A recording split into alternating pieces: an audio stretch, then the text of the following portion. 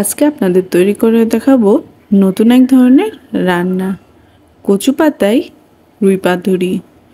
খুব সহজেই এই রান্নাটি তৈরি করে ফেলা যায় আর খেতেও অনেকটি লোভনীয়। তবে চলুন রেসিপিতে চলে যায়। এই জন্য এখানে আমি 3 পিস রুই মাছ ভালো করে পরিষ্কার করে ধুয়ে নিয়েছি। এখন দিয়ে নিচ্ছি হাফ চামচ লবণ, হাফ চামচ হলুদ গুঁড়ো। হলুদ আর লবণ মাছের সাথে ভালো করে মিশিয়ে নেব। এই পাতুরিটি চাইলে আপনারা কাঁচা রুই মাছ দিয়েও তৈরি করতে পারেন, তবে মাছগুলো আমি সামান্য একটু ভেজে পাতুরিটি তৈরি করব।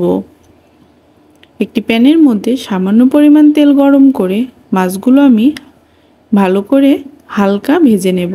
আমি খুব বেশি ভাজবো না, এতে করে মাছের টেস্টটি নষ্ট হয়ে যাবে। যেহেতু আমি কাঁচা মাছ খেতে পারি না, তাই সেই জন্য এখানে আমি মাছটা হালকা ভেজে নিচ্ছি। আপনার চাইলে এই মাছটি কাঁচাতেও এই পাতুরি তৈরি করতে পারেন।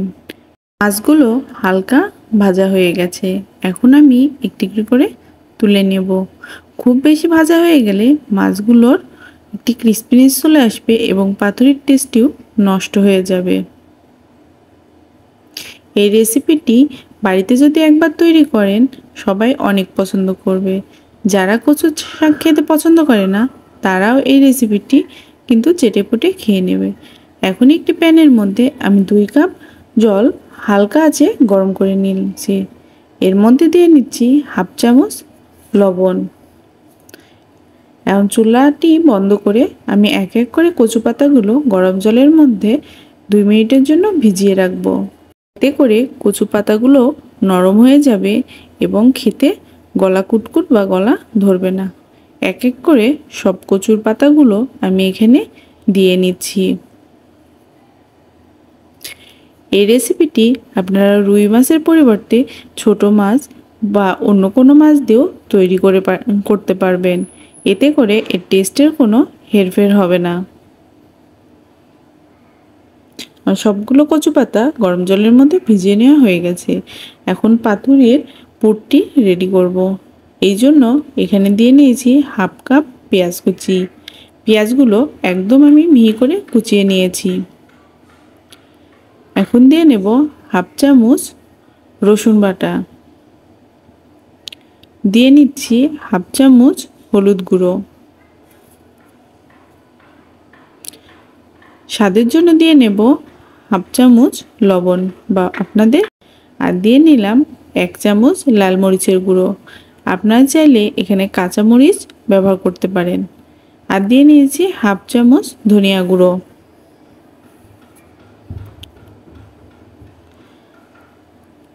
দিয়ে নিচ্ছি 2 চামচ আদা জিরা বাটা। এখন সব মশলাগুলো আমি ভালো করে মিশিয়ে নেব। মশলাগুলো যত ভালো করে মেশানো হবে এই পাতুরির পুরের টেস্টটিও তত কিন্তু বেড়ে যাবে। সব মশলাগুলো আমার মেশানো হয়ে গেলে এখানে আমি ব্যবহার করব সরিষার তেল। পাতুরি রান্না করার সময় যদি সরিষার তেল ব্যবহার করা যায় তাহলে কিন্তু এর টেস্টই আরও বেড়ে যায়। তেল আর সব মশলা আমার ভালো করে মাখিয়ে নেওয়া হয়ে গেছে। এখন আমি হালকা ভেজে তুলে রাখা মাছগুলো এক এক করে মশলার মধ্যে মিশিয়ে নেব। হাত দিয়ে এই মেশানোর কাজটি করলে মাছের মধ্যে মশলাগুলো ভালোভাবে ঢুকবে। সবগুলো মশলার সাথে মাছগুলো আমার ভালো করে মিশিয়ে নেওয়া হয়ে গেছে।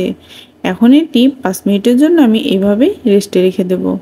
আমার এই রেসিপিটি যদি আপনারা ফেসবুক পেজ থেকে দেখে থাকেন অবশ্যই আমার পেজটি লাইক করবেন, ফলো দিবেন আর বেশি বেশি করে ফ্রেন্ডস এবং ফ্যামিলির মধ্যে শেয়ার করবেন। আমার ইউটিউব চ্যানেল থেকে দেখে থাকলে অবশ্যই আমার চ্যানেলটি সাবস্ক্রাইব করে রাখবেন এবং পাশে থাকা বেল আইকনটি ক্লিক করে রাখবেন। এতে করে আমি ভিডিও দেওয়ার সাথে সাথে আপনার নোটিফিকেশনগুলো পেয়ে যাবেন। আমি চেষ্টা করি গ্রাম বাংলার নতুন নতুন বা পুরোনো দিনের রেসিপিগুলো আপনাদের সামনে সহজভাবে তুলে ধরার জন্য। আশা করি আপনারা আমার পাশে থাকবেন। এখন এক এক করে কচু পাতাতে আমি একটি করে মাছ আর সামান্য মশলা দিয়ে এই পাতুরি তৈরি করে নেব।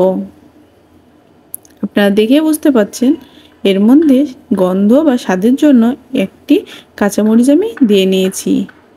এই যে আমার একটি পাতুরি কিন্তু তৈরি করা হয়ে গেছে। আপনাদের সুবিধার্থে আমি আরেকটি পাতুরি তৈরি করে দেখাচ্ছি। ওই একইভাবে কচু পাতার মধ্যে আমি একটি মাছ আর সামান্য মশলা দিয়ে নিচ্ছি।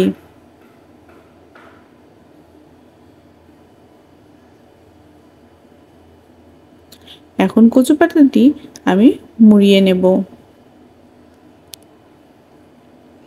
আপনারা একটু খেয়াল করলেই বুঝতে পারবেন আমি পাতাগুলো কিভাবে মুড়িয়ে নিচ্ছি। এইভাবে মুড়িয়ে নিলে পাতাগুলো কোনো দিক থেকে খুলবে না এবং রান্না করার সময় প্রপারভাবে সব দিক থেকে রান্না হয়ে যাবে এবং এখানে কাঠির কোনো প্রয়োজন হবে না আটকানোর জন্য। এক এক করে আমার সব পাতুরিগুলো তৈরি করা হয়ে গেছে।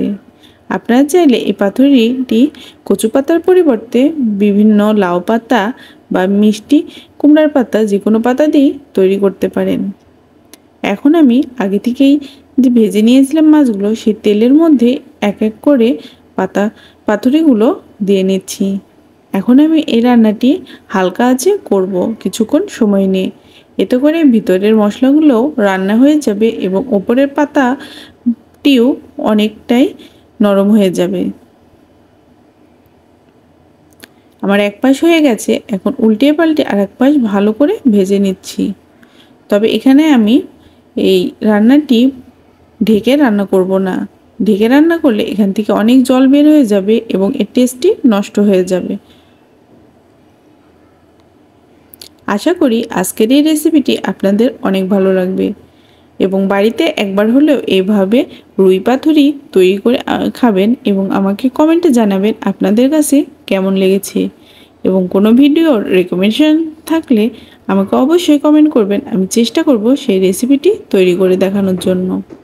আপনাদের একটি লাইক, একটি কমেন্ট আমাকে নতুন নতুন ভিডিও তৈরি করতে অনেক উৎসাহিত করে।